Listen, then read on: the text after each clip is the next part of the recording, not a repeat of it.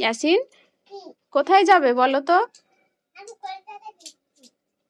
কলকাতা? নাসরিন এখন স্কুলে গেল, ও বলছে কি আমিও স্কুলে যাব, আমার ব্যাগ দাও। এবার বলছে কি আমার টাকা দাও, মানে গাড়িতে যাবে ভাড়া দিয়ে। বলছে কি আমি স্কুলে যাব, আমার ব্যাগ দাও। তোমার স্কুলে যেতে খুব ভালো লাগে শোনা? তুমি আরেকটু বড় হও, এখন তুমি ছোট, এখন কি তোমার স্কুলে যেতে হয় নাকি? এখন তুমি ছোট না?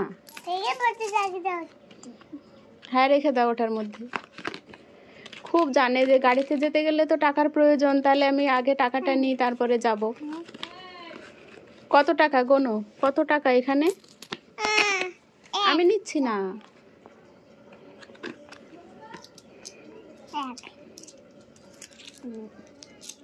অ্যাকচুয়ালি নাসরিন যখন ছোট ছিল এরকমই ছিল, মানে স্কুলে যাওয়ার জন্য কান্না করতো। তারপরে আলিশাও ওরকম ছিল, আর ওর ভাইয়াও হয়েছে সেম টু সেম একদম, মানে শুধু বলে স্কুলে যাব, ব্যাগ দাও, বই দাও, এরকম।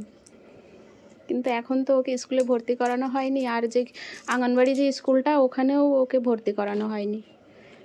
এই 3 বছর বয়স, সামনের মাসের 14 তারিখে ওর বার্থডে, ফেব্রুয়ারিতে।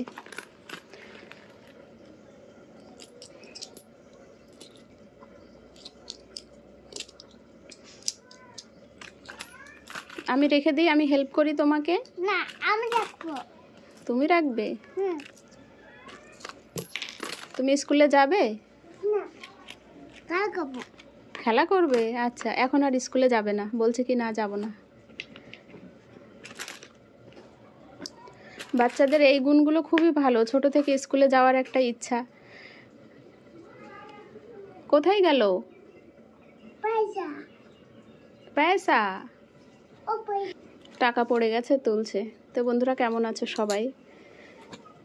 আজকে সকালে ভীষণ শীত পড়েছে, মানে গত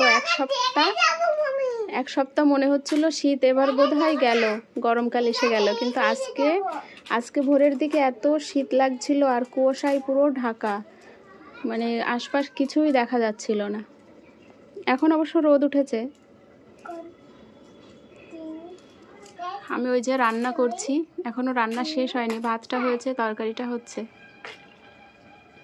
আর নাসরিন বললো কিছুই খাবে না, না খেয়ে স্কুলে গেল।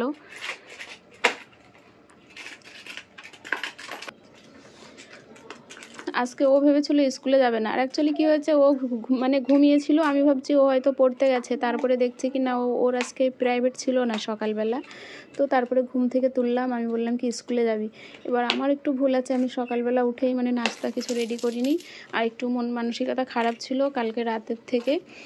তো কেন জানি আজকে সকালেও ভীষণ মানে মাথা টাথা গরম হয়ে যাচ্ছে, রাগ হচ্ছে ভীষণ, মেন্টালি হালাত এত ডিস্টার্ব হচ্ছে দিন দিন, মানে নিজেকে কন্ট্রোল করতে পারছি না, কাউকে বলতেও পারি না কি বলবো, খুবই মানে অসুবিধার মধ্যে। আর আমি কখনো আমার ছেলে, আমার এত শখের ছেলে, আমি কখনো ওকে কারোর উপরে রাগ করে আমার ছেলেকে মারি না, কিন্তু আজকে সকালে ওকে আমি মেরেছি ঘুম থেকে উঠেই, মানে ভীষণভাবে মেরেছি। পরে খুব আফসোস হচ্ছে যে কেন ওকে মারলাম, ওর তো কিছুই দোষ না, মানে যেসব সিনগুলো ক্রিয়েট হচ্ছে, যেসব সমস্যাগুলো হচ্ছে, এগুলোতে আমার ছেলের তো কোনো হাত নেই, তাহলে ওকে আমি কেন মারছি বা ওর উপরে কেন রাগটা তুলছি, এরকম হয়েছে। আমার মানে ছেলেটা হওয়ার পর থেকেই আমার মাথার একটা সমস্যা ছিল, যার কারণে আমার অতিরিক্ত সামান্য মানে কিছু হলেই আমার অতিরিক্ত রাগ উঠে যায় মাথায়, আর কেমন একটা হয়, আমি নিজেকে কন্ট্রোল করতে পারি না।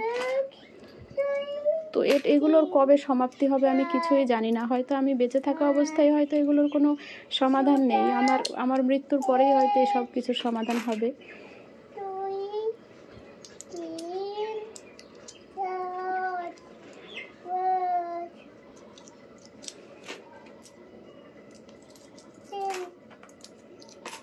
দাও আমাকে, দাও, রেখে দিই, দাও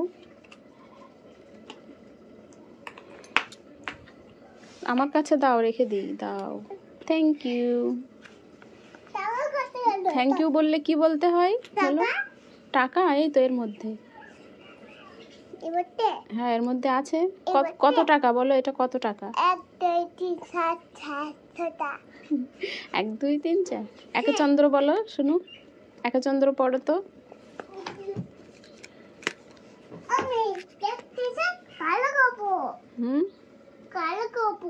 খেলা করবে? ওই যে উপরে খেলনা রয়েছে ওর একটা কি বলে ওগুলো ব্লকস, তো ওগুলো ও হারিয়ে ফেলে, ওই জন্যে দিই না, উপরে রেখে দিয়েছি, ওটা চাচ্ছে। আর ওই ব্যাগটা নিয়ে ও পিঠে ঝোলায় আর বলে কি আমি স্কুলে যাব। তো আমি ভাবছি ওর জন্য একটা ব্যাগ কিনে নিয়ে এসে দেবো। এমন না, আজকে যাব, আমি আজকে মার্কেটে গিয়ে ব্যাগ কিনে নিয়ে এসে দেবো তোমাকে। কার করবো? ঠিক আছে, দিচ্ছি, দাঁড়াও।